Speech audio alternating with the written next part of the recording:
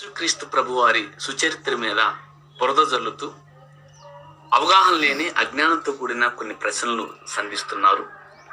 ఆ ప్రశ్నల్లో జవాబు ఇవ్వటానికి ముందుకు వచ్చాను. అలాగే వారిని కూడా నేను ప్రశ్నించి వారి వద్ద నుండి జవాబు పొందే విధముగా నేను ఎదురు చూస్తాను. ఈ వీడియోని ప్రతి ఒక్కరికి షేర్ చేయండి.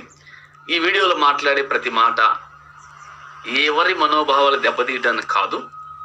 బైబిల్ గ్రంథంలో ఒక మాట ఉంది, మిమ్మల్ని హేతు అడిగేవాడికి సాత్వికముతో సమాధానం చెప్పమంది. పౌలు భక్తుడు కూడా, యేసుక్రీస్తు ప్రభు వారు కూడా వారిని ప్రశ్నించిన వారిని ముందు ప్రశ్నించి వారు ప్రశ్నలకు జవాబు చెబితేనే యేసుక్రీస్తు ప్రభు వారు అపోస్తలులు కూడా వారు వేసిన ప్రశ్నలకు జవాబు చెప్పారు.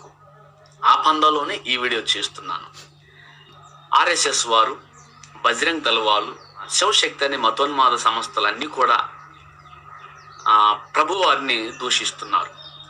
అబ్రహాము చెల్లెల్ని చేసుకున్నాడని, లోతు కూతుర్లతో వ్యభిచరించాడని, యాకోబు నలుగురిని చేసుకున్నాడని, ఇలాంటి వంశవాళం నుండి వచ్చిన యేసుక్రీస్తుని మేము దేవుడికి ఎలా ఆరాధించాలి అని అజ్ఞానంగా అవగాహన లేకుండా నిందిస్తున్నారు. అయితే వాటికి మొదటగా ఈ 3 ప్రశ్నలకి ఈ దినాన్ని జవాబిచ్చి నేను వారిని 3 ప్రశ్నలను అడగాలని ఆశపడుతున్నాను. మొదటగా అబ్రాము తన చెల్లెలైన శారాయిని వివాహం ఆడాడు. చెల్లెల్ని చేసుకోవటం నేను వ్యతిరేకిస్తున్నాను, నేను ఖండిస్తున్నాను. ఇది చాలా వాయి వరస లేకుండా అబ్రాము చెల్లెల్ని పెళ్లి చేసుకున్నాడు.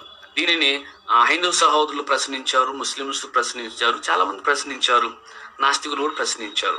మేము కూడా వ్యతిరేకిస్తున్నాం. అబ్రాము చెల్లెల్ని చేసుకోవటం తప్పు కదా. అయితే ఏ పరిధిలో ఏ సందర్భంలో పెళ్లి చేసుకున్నాడో తప్పు అన్న మీరు ఇప్పుడు తెలుసుకొని మీ తప్పును దిద్దుకుంటారని నేను తెలియజేస్తున్నాను. అబ్రాముని దేవుడు పిలిచే సమయానికి అబ్రాముకి వివాహం అయింది. శారాయిని పెళ్లి చేసుకుని ఉన్నాడు. అబ్రాముని దేవుడు పిలిచినప్పుడు అబ్రాము విగ్రహారాధికుడు. అబ్రాముని దేవుడు పిలిచినప్పుడు అబ్రాముకు 75 సంవత్సరాల వయసు. అబ్రాముని దేవుడు పిలిచేటప్పుడు విగ్రహాలు తయారు చేసుకుని అమ్ముకు తిరిగేవాడు. అంటే అబ్రాము దేవుణ్ణి ఎరగక ముందు, అబ్రాముని దేవుడు దర్శించక ముందు అబ్రాము విగ్రహారాధికుడు ఉండి అబ్రహాం తన చెల్లెలైన శారాయిని వివాహం చేసుకున్నాడు. కాబట్టి తన చెల్లెల్ని ఎప్పుడు చేసుకున్నాడు? నిజదేవుడైన యేసుక్రీస్తు ప్రభు వారిని, బైబిల్లో ఉన్న దేవుని తెలుసుకున్న తర్వాత తన చెల్లెలైన శారాయిని పెళ్లి చేసుకున్నాడా?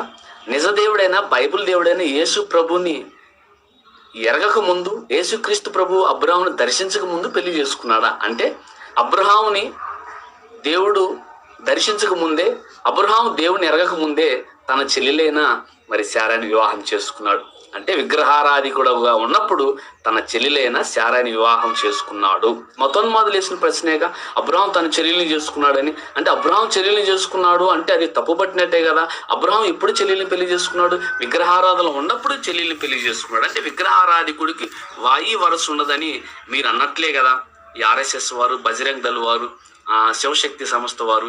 కాబట్టి అబ్రహాం చెల్లెల్ని విగ్రహారాధికుడు ఉన్నప్పుడు చేసుకున్నాడు. ఇలాంటి పాపాత్ముడైన అబ్రహాము వాయి వరస లేకుండా పెళ్లిళ్ళు చేసుకున్న అబ్రహాంని దేవుడు మహాకృపతో దర్శించి తన యొక్క పాపిష్టి జీవితాన్ని విసర్జింపజేసి వాయి వరస లేకుండా విగ్రహారాధనలో ఉండి పెళ్లిళ్ళు చేసుకున్న అబ్రహాంకి పరిశుద్ధతను ప్రసాదించడానికి దేవుడు అబ్రహాం దర్శించి అబ్రహాం పాపాలు క్షమించి అబ్రహాం ఇప్పుడు దాకా తన చేతుల్లో చేసుకున్న బొమ్మల్ని పూజించి అమ్ముకున్నాడు. ఇవి దేవీ దేవతలు కాదు, నిజదేవుడు నాతో మాట్లాడాడు, నన్ను పలకరించాడు అని ఆ రోజు నుంచి విగ్రహాలన్నీ పక్కన పడేసి పగలగొట్టి తను చేసిన వాయి వరస లేకుండా విగ్రహారాధన ఉన్నప్పుడు పెళ్లి చేసుకున్న చెల్లెల్ని విషయంలో దేవుని వద్ద పశ్చాత్తాపడి క్షమాపణ కోరినప్పుడు దేవుడు క్షమించి అబ్రహాం పాపానికి శిక్ష అని అనుభవించి అబ్రహాంకి దేవుని నీతినించి నీతిమంతుడిగా తీర్చి విశ్వాసులకు తండ్రిగా చేశాడు.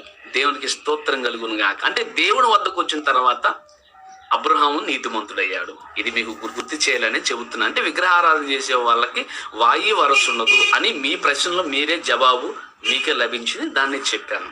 అదే రీతిగా మరి అబ్రహాం తన చెల్లెల్ని పెళ్లి చేసుకున్నాడని మీరు చెప్పినప్పుడు విష్ణు భార్య భూదేవి. అదే విష్ణువుకి భూదేవికి పుట్టిన సీత. అదే విష్ణు రాముడుగా భూలోకంలో అవతరించారని మీరు రాసుకున్నారు. ఇదే రాముడికి భూదేవి కూతురైన సీత. అంటే విష్ణు భార్య కూతుర్ని పెళ్లి చేసుకున్నాడు. అంటే తన కూతుర్ని వివాహం ఆడాడు. మరి ఇది గుర్తు రావాలి కదా. అంతేకాదు భూదేవి పందిమూర్తి సెక్స్ చేసుకోవటం వల్ల రాక్షసులు పుట్టారని శ్రీదేవి భాగవతంలో ఉంది. మరి ఇది మీకు గుర్తు రావాలి కదా. అబ్రహాం అంటే మనుషుడు, అది విగ్రహారాధన ఉన్నప్పుడు తెలుసో తెలియక వాయు వరుస లేకుండా ఆ విగ్రహాలంటే ఏమి చెప్పవు, కదలవు, మెదలవు, నడవు, ఏమి చెప్పవు కాబట్టి ఎట్లా పడితే అట్లా జీవించాడు. దాన్నే తప్పుబట్టినప్పుడు మరి దేవుళ్ళుగా మీరు ఆరాధిస్తున్న వారే పాపం చేశారు కదా. దీనికి కూడా జవాబు చెప్పండి. నా డౌట్ అండి, నాదే కాదు, భారతదేశంలో ఉన్న ప్రతి ఒక్క వ్యక్తి డౌట్. దీనికి మీరు పూర్తిగా జవాబు చెప్తారని నేను కోరుతున్నాను. మరి మొదటి ప్రశ్నకి మీ జవాబు దొరికింది.